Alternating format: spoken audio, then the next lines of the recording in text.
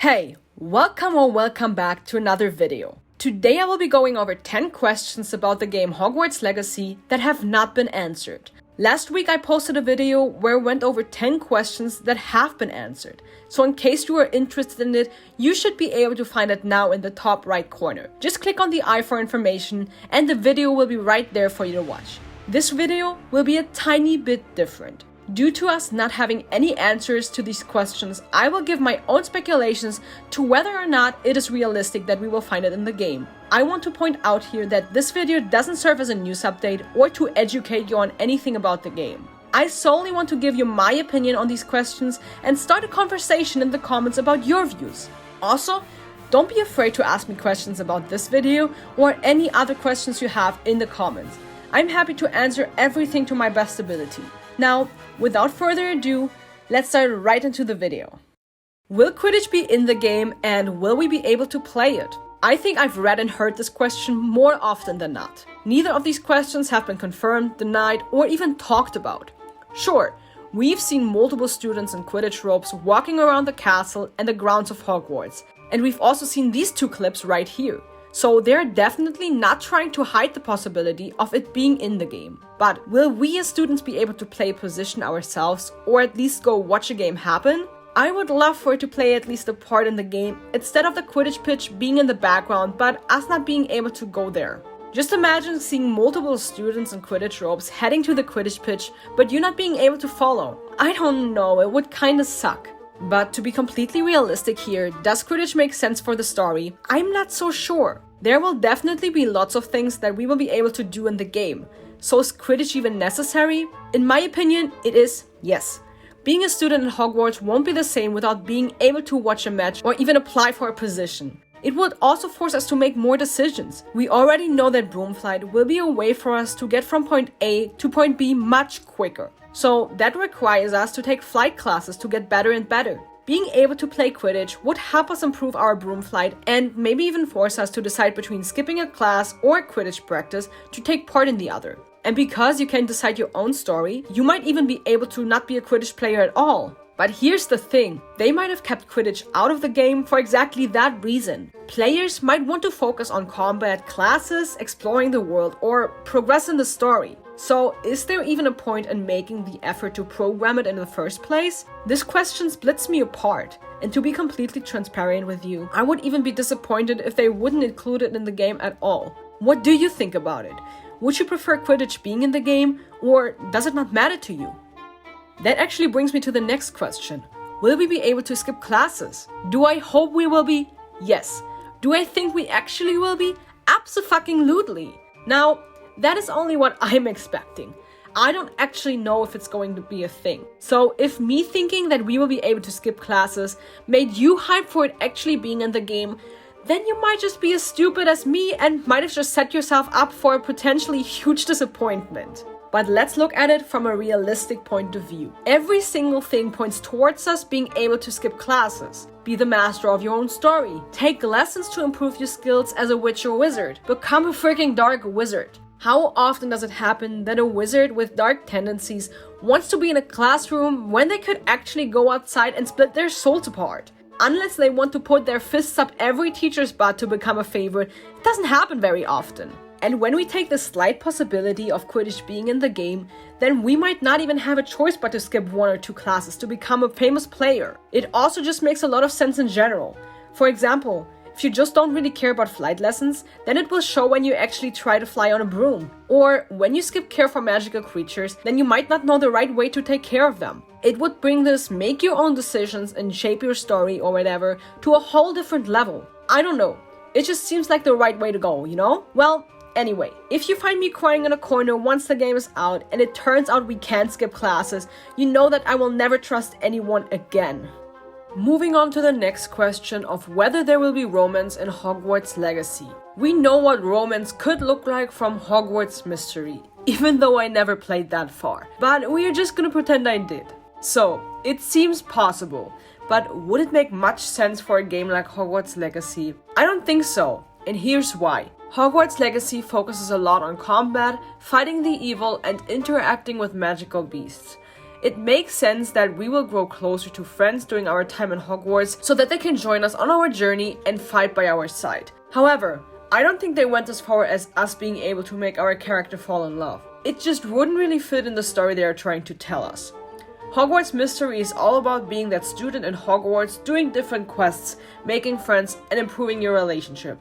Romance fits perfectly in it, as it can be part of being a teenager, and it usually is. I don't think Hogwarts Legacy is really about this being a teenager and experiencing the life of one. I really don't think there will be much time for stuff like that, but I could be completely wrong. They definitely haven't said anything about it, but that doesn't mean they didn't include it in the game.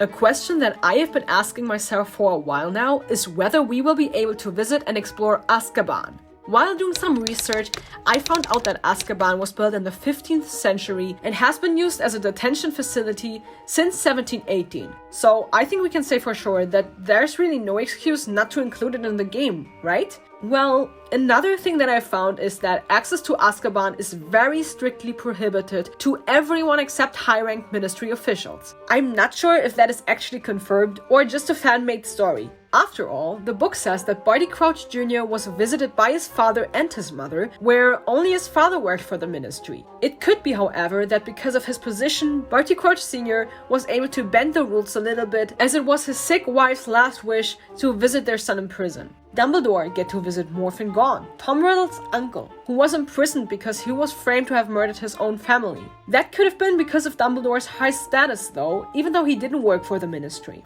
Also, Arthur Weasley went to Azkaban for business every once in a while. So, did he really go to Azkaban? And if yes, then how did he get in? Sure, he worked at the ministry, but was for sure not considered to be a high-ranked ministry official. So, did Arthur go somewhere else when he said he was going to Azkaban for business? Or is this fan-made fact or theory false, and more people than known can visit Azkaban? Whether or not this theory is true, we as students won't be able to get to Azkaban anyway. So, there's not really a point to include it. I think Azkaban is one of the most mysterious places in the wizarding world, which makes it so tempting.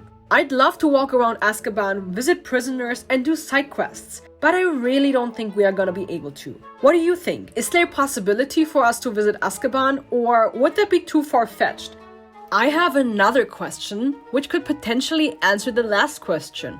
What will happen after we graduate from Hogwarts? Will something even happen, or will this story just end? I don't know how you feel about us starting as a 5th year. I personally really hope that they have a very good reason, other than our magic was only discovered later or whatever. I would get that starting from year 1 would have been a bit too long for a story, but I'm so sad that we won't get to experience the full Hogwarts story. I would have loved to start from year 1 and learn everything just like a student at Hogwarts would.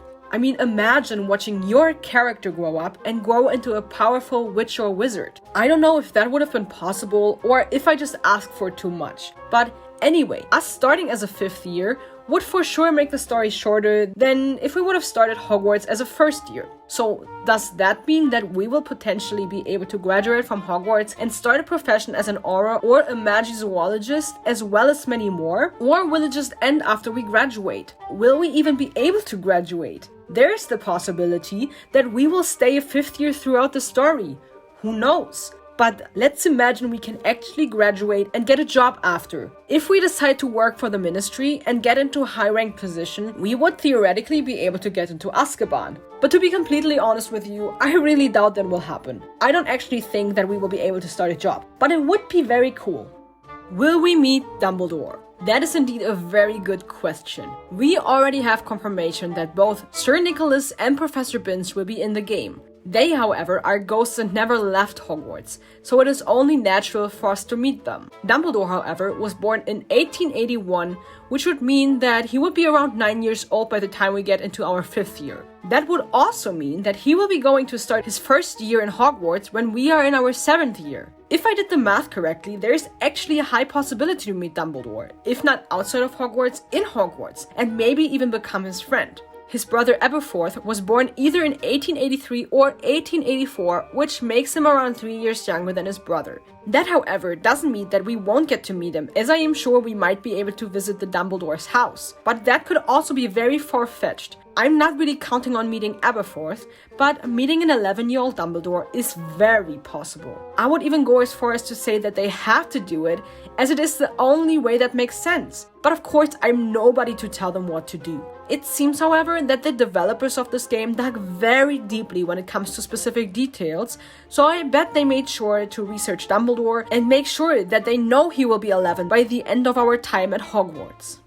If you have seen the video of me breaking down every little detail I could find in the Room of Requirements, you know that we will be able to build a cottage and everything. It's kinda crazy. Something that hasn't been answered yet, however, is whether or not we will be able to enter the cottage. I mean, why else would they give us the opportunity to put down a big cottage if it would only be for decoration? I don't think that it would make much sense. I also don't want to get my and your hopes up, but how incredibly unnecessary would it be for the cottage to just stand there, right? It would be a huge disappointment.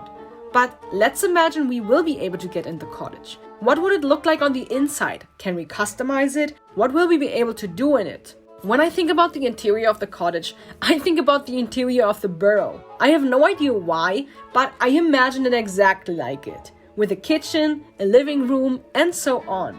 But if that is the case, then what do they expect us to do there? Wash our laundry or the dishes? Or maybe it is for us to save the game and rest.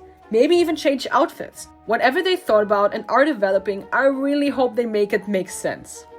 What is one of the first things students do after receiving the acceptance letter from before they start their year at Hogwarts? Exactly, they go to Diagon Alley and buy everything they need, including a wand. So, here's the question. Will we be able to choose our own wand, or will we just randomly receive a wand? And will the wand always look the same or have different designs? I have so many questions, to be honest. In this picture right here, we can see a student and an elderly man. I couldn't figure out whether this is supposed to be Gervais Ollivander, the father of Garrick Ollivander, the man we know from the movies, or Gerbold Octavius Ollivander, Garrick Ollivander's grandfather. I apologize if I pronounced any of these names wrong. Whoever it is, we're just gonna call him Mr. Ollivander. So, Mr. Ollivander is holding a wand box in his hands while the student is trying out the wand. The wand looks exactly the same as the one this student is holding. It seems like the other wands look exactly the same too, even though I can't clearly make out if they really are the same. So does that mean that we will all get the same wand? After all, the wand chooses the wizard, so one wand shouldn't work for every person. I'm not trying to complain or bitch about it, but I think it would have been so cool if we would have to do a test and we are given one of 3 wands. One with a phoenix feather, one with a unicorn hair, and one with a dragon heartstring. I don't know if that would have been possible, but it would have been so nice. I also know it doesn't really change the game or the story, and in the end it doesn't really matter. But I don't know, it would have felt a little bit more personal, I guess. Something that is also very interesting is whether we will have a different Patronus from other players. While researching, I found out that Patronuses are very challenging spells specific to the one that casts it. What animal the Patronus will appear as depends on the witch's or wizard's personality and who they are as a person. I'm very curious how they handled this. Might we again have to answer questions?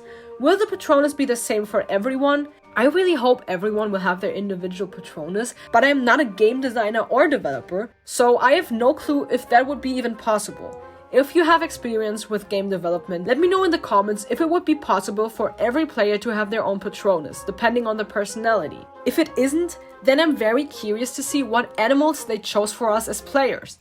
I doubt that they didn't include the Patronus spell at all, so I'm sure they did something with it. The question is, what? And the very last question I have is, how will we earn money? With that, I don't mean the moonstones, because we have seen those being made in the Room of Requirements, but I'm talking about galleons, sickles, and knoots. We already know that we will be able to go to Gringotts, which could mean that we have our own vault. But as a student, you don't really have a job to make money, so maybe we will earn and find coins by doing side missions, solve puzzles, loot chests and enemies, and maybe even receive coins by completing chapters of the main story. We saw that we will be needing lots of coins to buy things in Hogsmeade, so I bet there will be plenty of ways for us to collect coins. Maybe our parents even left some coins in our vault in Gringotts, which could help us at the start of the game. I'd love for them to show us more before the game comes out. I mean, of course we all want to see more of the game, so we take what we can get. Those were all my 10 questions. If you have any other questions or things you want me to answer more in depth or even speculate with you about, write it in the comments. I answer every comment and I'm always happy to talk to you. I have so many exciting ideas for future videos that will include a lot of stuff about Hogwarts Legacy and the wizarding world, and I can't wait to share it with you. If you don't want to miss out on any of it, then all you need to do is subscribe and activate the notification bell, and YouTube will notify you every time I upload. Thank you all so much for watching. I hope you enjoyed it. For today, that was it from my side.